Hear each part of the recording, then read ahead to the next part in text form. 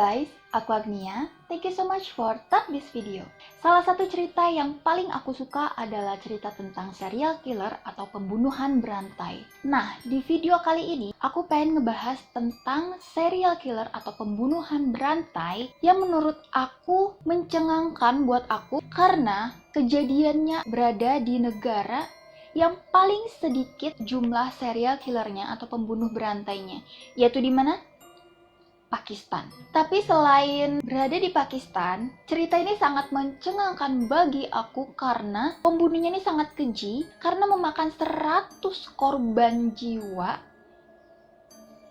100 ya, yang dimana semuanya itu adalah anak laki-laki. Kurang keji apa coba?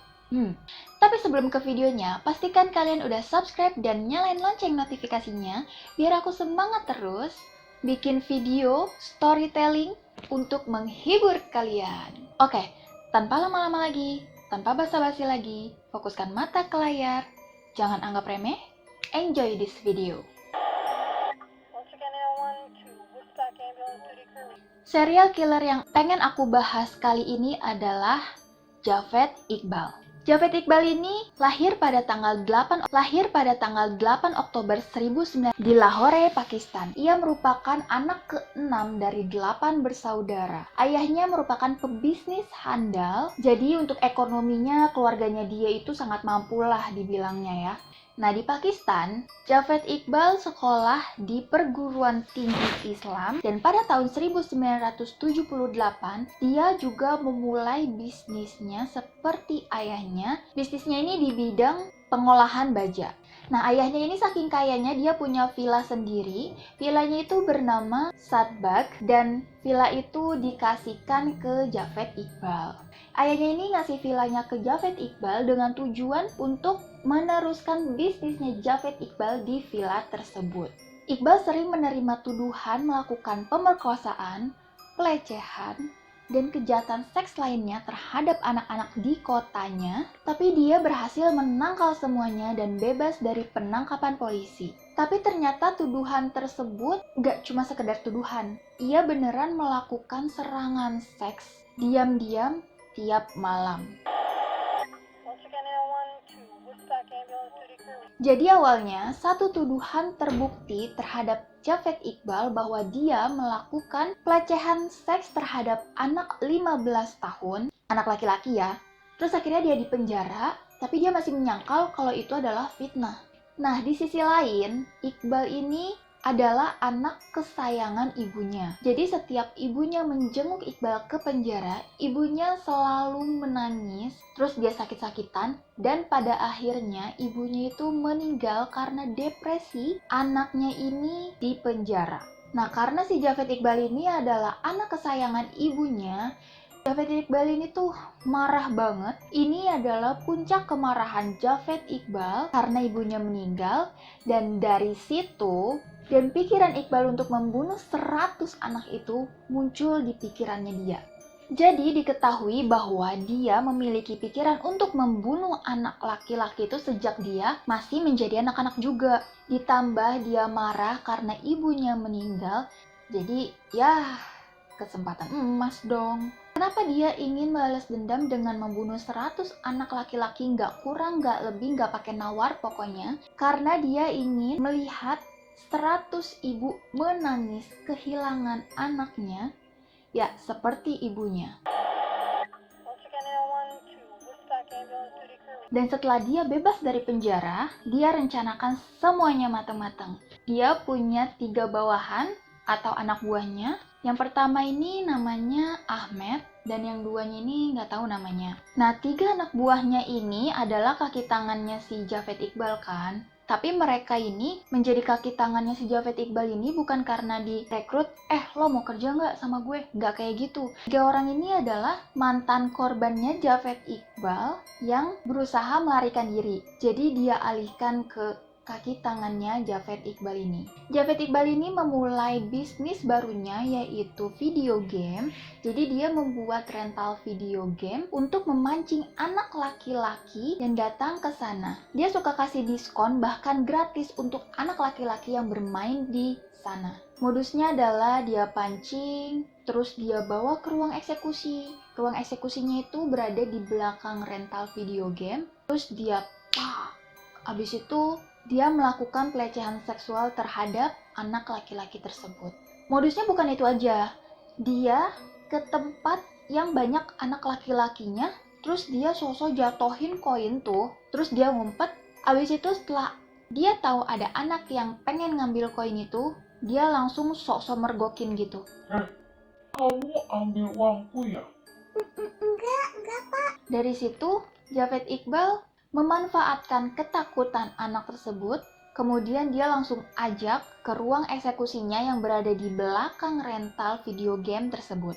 Nah, pas sudah di dalam ruang eksekusi, dia langsung eksekusi nih. Anak laki-laki tersebut dilecehkan, disiksa, kemudian dibunuh. Sasaran Javed Iqbal juga merupakan orang-orang yang berkebutuhan khusus atau orang miskin yang kabur dari keluarganya. Kemudian Javed Iqbal mengiming-imingi baju baru, uang, makanan, pokoknya semua yang bikin anak tersebut bahagia. Setelah diiming-imingi, Javed Iqbal mengajaknya ke ruang eksekusi.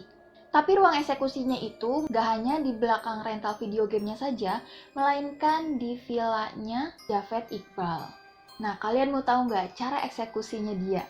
Yang pertama, dia akan mencekik korbannya pakai rantai sampai korbannya itu meninggal. Yang kedua, dia akan potong-potong bagian tubuhnya atau dimutilasi. Dan yang ketiga, dia akan masukin ke wadah yang sudah berisikan asam klorida agar tubuhnya yang udah dipotong-potong itu hancur. Tujuannya apa? Ya, menghilangkan jejak. Dan yang keempat, dia buang ke saluran air ke sungai. Oh my god, kejam banget, ya Allah. Diketahui dia melakukan pembunuhan 100 anak laki-laki tersebut dalam kurun waktu kurang dari 2 tahun. Pada tahun 1999, tepatnya di bulan Desember, dia membuat surat yang isinya itu menceritakan sedetail mungkin pembunuhan yang dia lakukan. Ditulis juga dia membunuh 100 anak laki-laki. Dikasih tahu juga nih caranya itu kayak gimana. Saya telah membunuh dan memperkosa anak laki-laki yang sangat muda berusia antara 6 sampai 16 tahun. Korban saya terdiri dari anak yatim dan anak-anak yang melarikan diri yang mengintai di Jalan Lahore, di mana saya akan membawa mereka pulang sehingga saya bisa perkosa mereka dan mencekik mereka sampai mati. Setelah membunuh mereka, saya akan memotong-motong tubuh mereka dan memasukkannya ke dalam tong asam klorida. Saya membuang mereka di sungai, dan dia juga kasih tahu identitas lengkapnya di surat itu. Kayak dia tuh menantang polisi banget. Dari awal aku udah bilang, jangan anggap remeh. Apalagi sama Javed Iqbal ini, sampai nantangin polisi. Wah, berani banget kan dia nih. Wah, pahlawan nih gue. Berani untuk membunuh 100 anak. Terus dia kasih surat itu ke kantor polisi dan koran-koran setempat. Ya karena dia udah nulis identitas lengkapnya, akhirnya dia ditangkap oleh polisi. Terus pas mau ditangkap nih, dia udah pakai baju rapi gitu, udah siap buat ditangkep lah kayaknya tuh. Tapi polisi ini nggak 100% percaya sama Javed Iqbal, dan dia akhirnya interogasi si Javed Iqbal ini. Ditanya tuh, apa ini surat kamu yang bikin? Kata Javed Iqbal, iya. Nanya lagi nih, apa sih isi suratnya? Kata polisi gitu. Nah, Javed Iqbal bilang bla bla bla bla bla bla bla dari A sampai Z lah, pokoknya dia jelasin. Benar semua, sesuai semua. Setelah itu, akhirnya dia tetapkan hari persidangan. Si Javed Iqbal ini tuh orang yang labil juga nih. Pas nunggu hari persidangan, dia cabut semuanya, cabut semua kata-katanya. Dia bilang dia nggak bersalah dan surat itu palsu. Dia bilang surat itu buat politik lah. Terus dia berfantasi mengarang cerita. Terus dia juga bilang kalau dia merupakan bagian dari korbannya yang ketakutan bahwasannya Di kota tersebut kan banyak anak yang hilang, jadi dia berfantasi mengarang ini, mengarang itu, seperti itu sih intinya. Tapi untungnya polisi ini pinter nih dari Javed Iqbal nih. Dia udah ngecek ke tempat eksekusinya si Javed Iqbal, di rental maupun di villanya, dan benar adanya di sana semuanya Javed Iqbal melakukan eksekusi. Dan polisinya juga teliti bahwa tulisan ini sama persis sama tulisannya Javed Iqbal. Nah itu semua udah cukup bagi polisi dan dia akhirnya nggak bisa ngelak nih si Javed Iqbal. Akhirnya dia ditangkap dan dia ngaku bahwa dialah yang bersalah. Di persidangan dia mengaku alasan membunuh 100 anak itu adalah untuk membalas dendam ke polisi karena polisi sudah menangkap dia dan membuat ibunya meninggal. Salah dia sendiri. Dan di wawancara pun dia juga bilang, dia bisa aja membunuh 200, 300, 500, tapi dia sudah berjanji kepada dirinya sendiri bahwa dia akan membunuh 100 orang anak laki-laki aja, nggak kurang dan nggak lebih. Karena katanya dia adalah seorang yang menepati janjinya terhadap diri sendiri. Dan dia juga bilang dia tidak menyesal dan juga tidak merasa bersalah terhadap keluarga-keluarga korban tersebut.